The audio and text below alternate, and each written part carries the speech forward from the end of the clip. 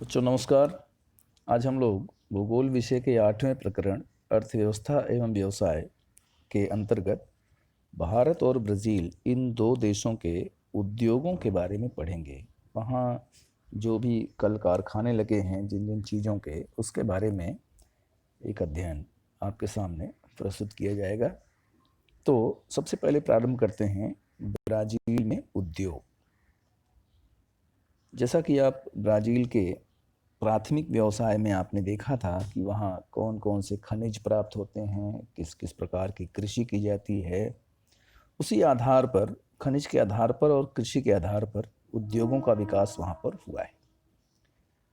Brazil में प्रमुख रूप से लौह इस्पात के कारखाने यानी स्टील के कारखाने, वाहन संयोजन यानी मोटर गाड़ियों के कारखाने, खनिज तेल की प्रक्रिया के कारखाने, रासायनिक वस्तुओं का उत्पादन तथा सीमेंट का उत्पादन मुख्य रूप से होता है। हालांकि ब्राज़ील में प्रौद्योगिकी पर आधारित उद्योग बढ़ रहे हैं, यानी टेक्नोलॉजिकल बेस्ड इंडस्ट्रीज़ बढ़ रही हैं, यानी ज़्यादातर उद्योग अब तकनीकी के आधार पर बढ़ रहे हैं। फिर भी वहाँ जो पारंपरिक उद्योग हैं, पुराने उद्योग हैं, उनका विकास भी महत्वपूर्ण है। जैसे शक्कर के कारखाने, सूती कपड़ा का उद्योग, रेशमी और ऊनी कपड़े का उद्योग और तमाम खाद्य उद्योगों का विकास ब्राज़ील में अच्छी तरह से हुआ है। ब्राज़ील के ज़्यादातर उद्योग ब्राज़ील के दक्षिणी पूर्वी भाग में विकसित हुआ है, साओ पालो के आसपास। साथ ही साथ ब्राज़ील के पूर्वोत्तर और पश्चिमी प्रदेशों में, जहाँ की अमेजन नदी का विस्तार है, वहाँ कारखानों का विकास कम हुआ है, क्योंकि वहाँ की प्राकृतिक परिस्थितियाँ कारखानों के विकास के अनुकूल नहीं हैं। फिर भी वहाँ की सरकार ये प्रयास कर रही है कि ब्राज़ील के उत्तरी, पूर्वोत्तरी और पश्चिमी भागों में भी उद्योगों का विकास हो। इसके लिए तमाम प्रकार के प्रोत्साहन दिए जा रहे हैं। अब हम चर्चा करेंगे भारत के उद्योगों की, ब्राज़ील के बाद भारत के उद्योगों की। बच्चों यहाँ कुछ लोगो दिए गए हैं, कंपनियों के चिन्ह दिए गए हैं, उनको आप ध्यान से देख लीजिए।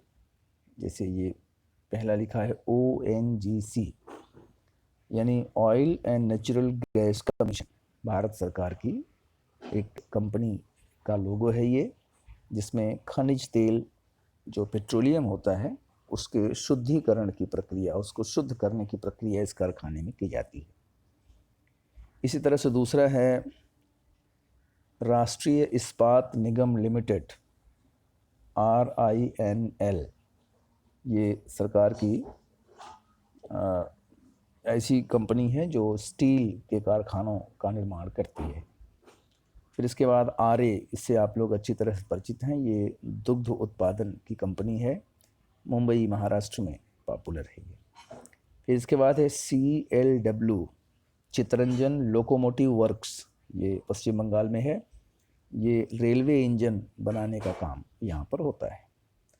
फिर यहाँ आप देख रहे हैं एक कंपनी है the Maharashtra agro industries development corporation limited, यानी महाराष्ट्र के अंतर्गत कृषि से उत्पन्न उत्पादों की प्रक्रिया का काम इस कारखाने में होता है, इस संस्थान से होता है।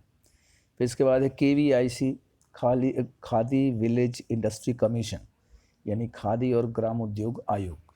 जैसा आपको पता ही होगा कि खादी ग्राम उद्योग का विकास महात्मा गांधी के समय से हुआ था। इसमें कृषि से प्राप्त और पशुपालन से प्राप्त जो कच्चे माल हैं उस पर प्रक्रिया करके चीज़ें बनाई जाती हैं। खास करके खादी के कपड़े बड़े मशहूर हैं, खादी के जूते, चप्पल, अगरबत्ती, मोमबत्ती, ये सब चीज़ें मशहूर हैं। इसके बाद है केंद्रीय रेशम board Bharat, central silk board, ये जो सिल्क के कपड़े बनते हैं उससे संबंधित व्यवसाय यहाँ होता है। इसके बाद RCF है, ये भी मुंबई में ही है, चेंबूर में, राष्ट्रीय केमिकल एंड फर्टिलाइजर कंपनी, यहाँ रासायनिक खाद के कारखाने इसमें। तो ये कुछ कंपनियों के प्रतीक चिन्ह आपको दिए गए हैं। इनसे संबंधित प्रश्न भी यहाँ दिए गए हैं, आप उनको समझ सकते हैं। अब आइए भारत के उद्योगों की बात करते हैं।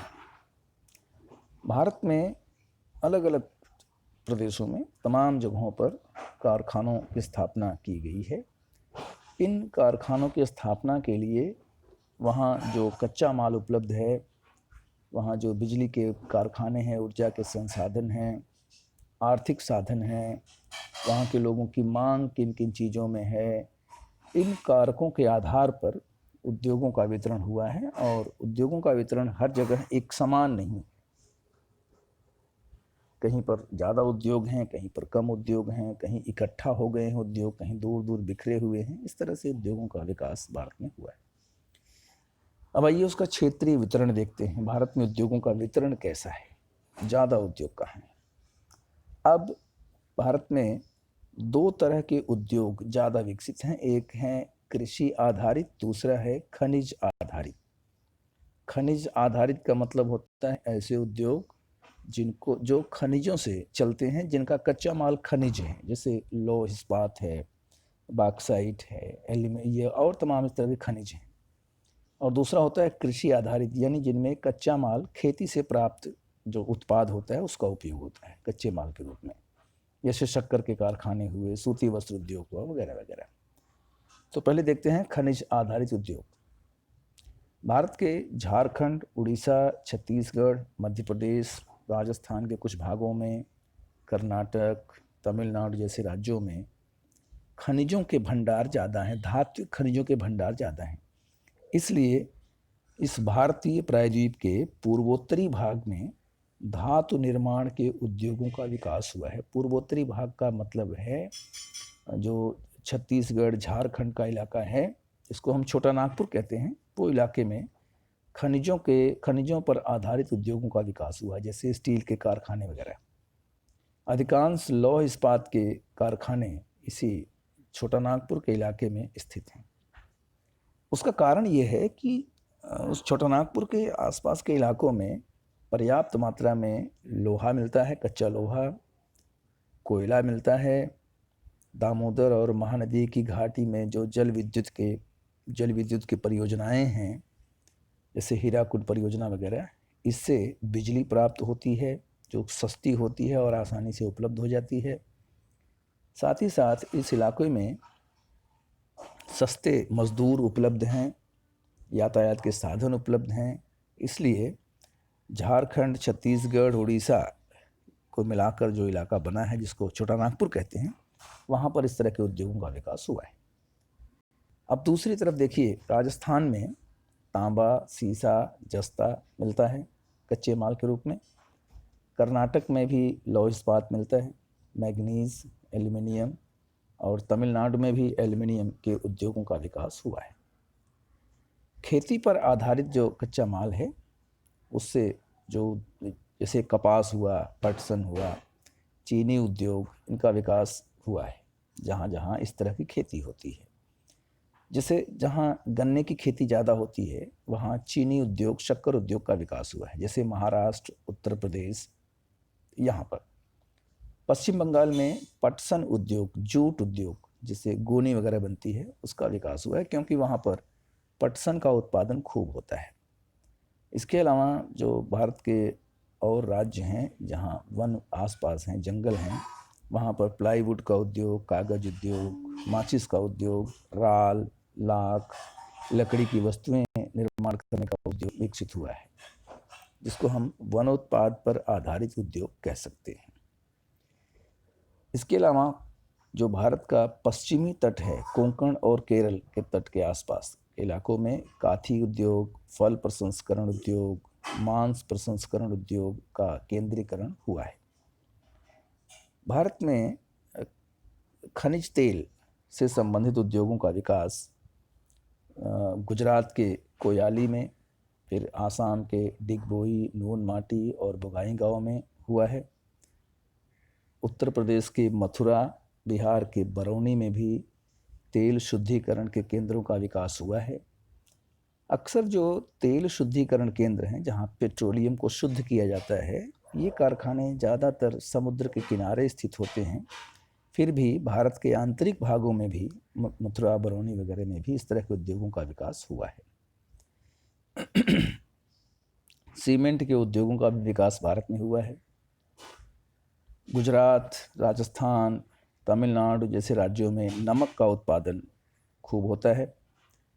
जिन उद्योगों की कच्चे माल पर निर्भरता कम है वे देश के अनेक भागों में, मध्यवर्ती भागों में भी स्थित हैं, जिनमें कच्चे माल का बहुत ज़्यादा महत्व नहीं होता, जैसे यंत्रों के कारखाने, यांत्रिक और विद्युत वाहन, उर्वरक के कारखाने और ग्राहकों के लिए उपयोगी तमाम जो वस्तुएं होती हैं उनके कारखाने देश के आंतरिक भागों में भी उद्योग होते हैं, बने होते हैं।